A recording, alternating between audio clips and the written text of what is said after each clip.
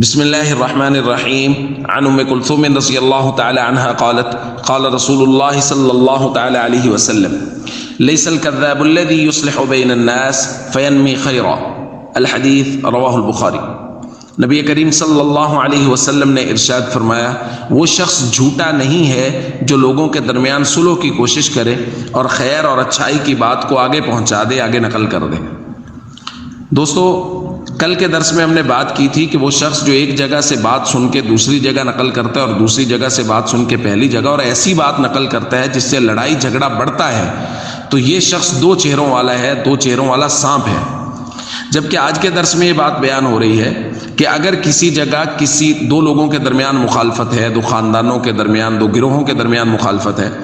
اور اتفاق سے ایک گروہ کے پاس ایک آدمی بیٹھا ہے اور وہاں ان کی برائیاں بیان ہو رہی ہیں ایک گروہ کی، لیکن ایک بات درمیان میں کوئی اچھی بھی ہو گئی، ان کی اچھائی بیان ہو گئی،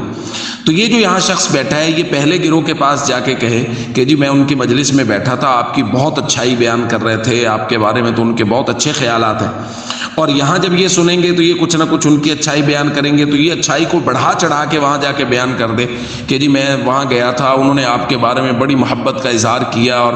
تاکہ یہ لوگ قریب آئیں، صلح ہو جائے۔ تو ایسا شخص، اللہ کے نبی صلی اللہ علیہ وسلم نے فرمایا، اگر یہ اپنی بات میں مبالغہ کرتا ہے، بات کو بڑھا چڑھا کے بیان کرتا ہے تاکہ بات صلح تک پہنچ جائے، تو حضور نے فرمایا یہ جھوٹا نہیں ہے، کیونکہ قرآن کا حکم ہے والصلح خیر، صلح بہتر ہی بہتر ہے۔ اس لیے ہمیں چاہیے ہم معاشرے میں جوڑ پیدا کرنے کی کوشش کریں، اگر کسی جگہ کوئی لوگوں کی ناراضگی ہے تو ان کے درمیان صلح کا کردار ادا کریں تاکہ معاشرے سے بگاڑ اور فسادات ختم ہوں، آپس میں تعلق، جوڑ، محبت، ایثار و ہمدردی پیدا ہو۔ السلام علیکم ورحمۃ اللہ وبرکاتہ۔